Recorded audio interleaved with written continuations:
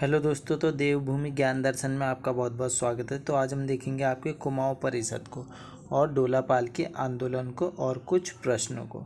तो चलिए स्टार्ट करते हैं। तो देखो, जो कुमाऊं परिषद की स्थापना होती है वो होती है आपकी 1916 में, ठीक है। और देखो, जो आपका प्रथम अधिवेशन होता है वो होता है आपका 1917 में। कहाँ होता है भैया? अल्मोड़ा में होता है, ठीक है। और इसके अध्यक्ष कौन होते हैं? इसके अध्यक्ष होते हैं जयदत्त जोशी जी। फिर देखो, जो आपका दूसरा अधिवेशन होता है वो कहाँ होता है भैया? वो होता है आपका 1918 में हल्द्वानी में होता है और इसके अध्यक्ष होते हैं तारादत्त गैरोला जी। फिर देखो, जो आपका तीसरा अधिवेशन होता है वो होता है आपका 1919 में, और ये कहाँ होता है भैया? ये होता है आपका कोटद्वार में और इसके अध्यक्ष होते हैं बद्रीदत्त जोशी जी। फिर जो आपका चौथा अधिवेशन होता है वह होता है भैया आपका 1920 में। कहाँ होता है? काशीपुर में, और अध्यक्ष होते हैं हरगोविंद पंत जी। फिर जो आपका पांचवा अधिवेशन होता है वह होता है आपका 1923 में। किधर होता है? टनकपुर में, और अध्यक्ष होते हैं बद्रीदत्त पांडे जी।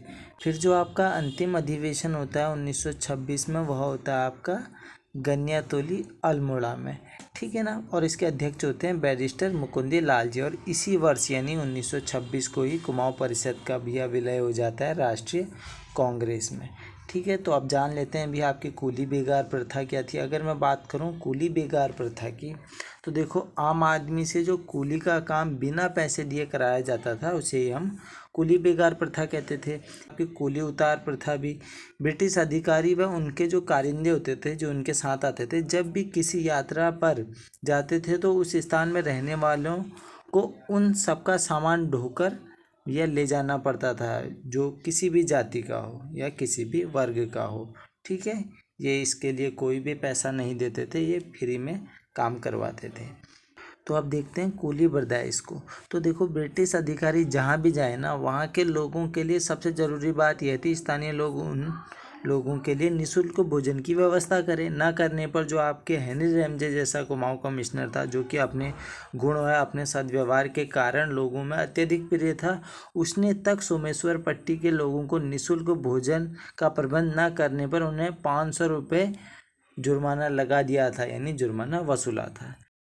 तो अब बात करते हैं भैया कूली बेगार प्रथा के अंत की, ठीक है। अगर मैं बात करूं कूली बेगार प्रथा के अंत की, तो देखो, 13 या 14 जनवरी 1921 को उत्तरायणी के मेले में सरयू नदी पर बद्रीदत्त पांडे और हरगोविंद पंत और चिरंजी लाल जी ने अंग्रेजों के सारे दस्तावेज जो है सरयू नदी में बहा दिए थे। अगर मैं बात करूं तो इसका इतिहास जुड़ा हुआ है आपका बागेश्वर से।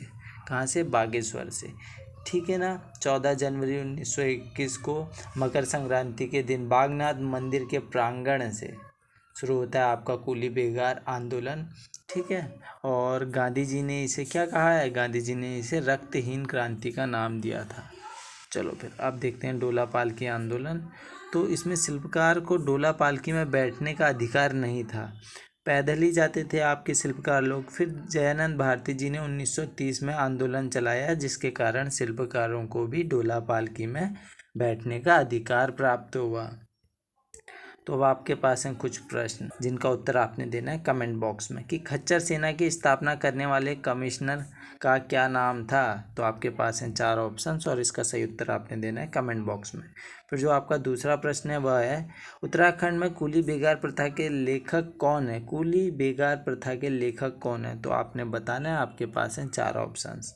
फिर जो हमारा तीसरा प्रश्न है वह है, कूली बेगार आंदोलन कहाँ से आरंभ हुआ था? तो आपके पास हैं भैया 4 ऑप्शन, सही आंसर बताना है आपने कमेंट बॉक्स में।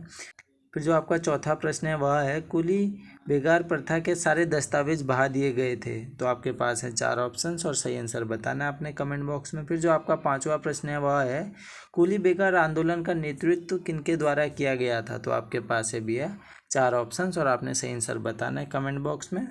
तो अब बढ़ते हैं हमारे अगले प्रश्न की ओर। तो हमारा अगला प्रश्न है, कूली बेगार प्रथा का अंत किस मेले के दौरान हुआ था? तो आपके पास है भैया 4 ऑप्शंस और आपने सही आंसर बताना है कमेंट बॉक्स में।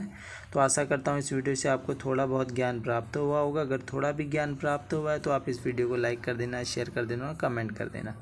इसी आशा के साथ हम करते हैं वीडियो को यहीं पर समाप्त। चलिए, धन्यवाद।